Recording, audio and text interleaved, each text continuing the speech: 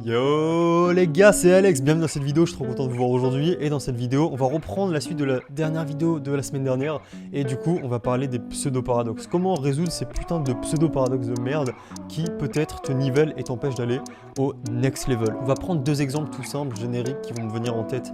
Maintenant, on va prendre par exemple le fait de d'un côté devoir aborder, faire la démarche, de montrer ton intérêt, de pousser pour que quelque chose se passe, de pousser vers la conclusion, mais l'autre côté, de ne pas avoir l'air needy. Comment est-ce que tu fais pour résoudre ce putain de pseudo-paradoxe de merde? Ça va être l'exemple qu'on va prendre dans cette vidéo, mais la stratégie, la logique va marcher avec n'importe quel pseudo-paradoxe. Je vais d'abord répondre à cet exemple, et après je vais donner le principe général. Pour répondre à cet exemple, je vais t'expliquer que, en fait, la totalité des mecs que j'ai connus qui ont rapidement percé, qui sont rapidement devenus bons, ils avaient tous en commun un critère, c'est que tous ces mecs, sans exception, avaient un truc qui les motive plus que le fait de conclure en tant que tel. Par exemple, moi, ce qui me motivait au plus haut degré, c'était de dessiner cette fichue carte que j'ai enfin dessinée, qui est disponible dans le lien de la description. C'est ma formation complète sur la description. Je voulais dessiner la carte totale de la séduction, la plus épurée possible, et je voulais comprendre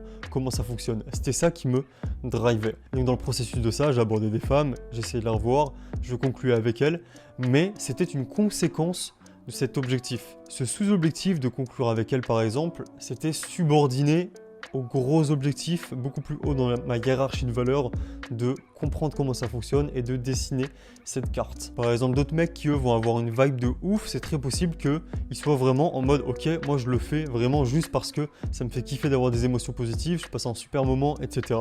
Mais donc si jamais ils sont face à, je sais pas, on va dire une fille qui est absolument magnifique, qu'il y a moyen de conclure avec, mais qui ne ressentent pas de bonnes émotions dans le processus, ils vont être en mode ouais bah ça m'intéresse pas, moi je veux mes bonnes émotions. Ça c'est le cas le plus rare, c'est quand même assez rare et tous les mecs par défaut se mettent dans cette catégorie par ego, ce qui n'est pas le cas, la totalité des mecs ne sont pas dans cette catégorie et dire qu'on est dedans ce serait par ego, mais ça peut être un truc qui fonctionne. Une autre catégorie très rare c'est celle d'un des deux mecs avec qui je coach sur les rites de passage, lien des coachings de rites de passage dans la description de la vidéo. L'un des mecs avec qui je coach a vraiment concilié le fait de conclure avec un objectif hiérarchiquement supérieur.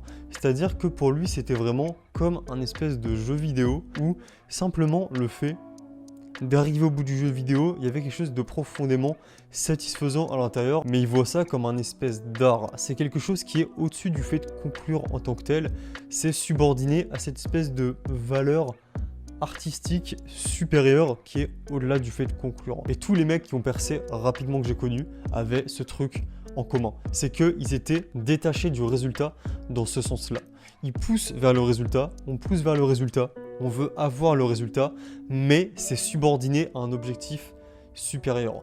Par exemple, moi parmi les objectifs que j'avais dans le fait d'aborder une fille et conclure avec elle, il y avait le fait d'apprendre des choses, de tester des choses pour pouvoir dessiner cette carte de comment ça fonctionne, le fait d'avoir des bonnes émotions, de kiffer évidemment. Et il me semble qu'il y avait un autre truc aussi, mais là ça me revient pas en tête et je pense que c'est inutile de le citer dans tous les cas, donc on va juste garder ces deux trucs.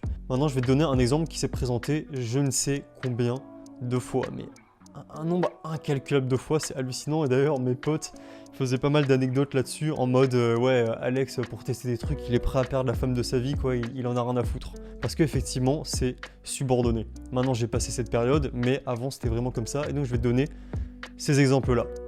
Ça m'est arrivé très régulièrement mais vraiment très souvent d'avoir d'avoir abordé une fille qui est même extrêmement attirante, qui me plaît beaucoup, qui est vraiment genre oh, putain mais jamais de la vie je laisse passer un truc comme ça.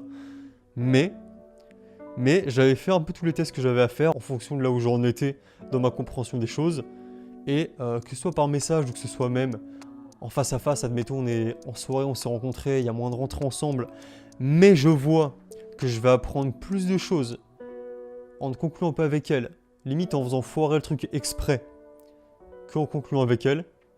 Et bien à chaque fois, systématiquement, peu importe à quel point la meuf me plaisait, ça passait avant et je choisissais de soit faire un test qui va faire foirer l'interaction, qui va faire qu'au final il se passe rien derrière et perdre la fille parce que le plus important pour moi c'était d'apprendre des choses. Et ça passait totalement avant le fait de la perdre. Et à côté il y avait les fois où les deux s'alignaient ensemble, les deux objectifs s'alignaient et le fait de conclure avec ça permettait d'apprendre des choses et du coup pas de souci, je le faisais. J'ai perdu un paquet de femmes comme ça parce que j'avais cet objectif au-dessus qui était plus important. Maintenant, qu'est-ce qui va déterminer si tu es needy ou pas? Ce qui va déterminer si tu es needy ou pas, ce n'est pas à quel point tu persistes ou non. Ce n'est pas à quel point tu montres que tu es intéressé ou non. Ce n'est pas à quel point tu montres qu'elle te plaît. Et à l'inverse, c'est pas juste en lâchant les commandes, en disant ouais, next, je m'en fous, tu sais quoi, il se passera rien, je pousse pas l'interaction. Tu peux quand même avoir l'air extrêmement needy en faisant ça. C'est pas ça qui va déterminer ça. Ce qui va déterminer si tu es needy, si tu es en demande, c'est à quel point tu serais prêt à compromettre tes valeurs hiérarchiques supérieures pour obtenir la valeur hiérarchique inférieure de conclure avec elle, qu'il se passe un truc. Et notamment, ça prend en compte le fait que tu aies des valeurs hiérarchiques supérieures. Si tu n'en as pas, tu vas forcément être needy. À quel point est-ce que c'est bas, on va dire, dans ta hiérarchie d'objectifs et de valeurs de conclure avec elle, et indépendamment de là où c'est, à quel point tu es prêt à compromettre l'obtention des valeurs hiérarchiques supérieures pour obtenir cette valeur hiérarchique qui est censée être inférieure. C'est pour ça que si tu vois un mec qui est vraiment très bon, il peut arriver comme un bourrin dans un groupe de filles en mode direct, toi je te kiffe, c'est toi que je veux. Limite t'es la femme de ma vie et la meuf est comme une ouf, même si le mec est pas spécialement beau.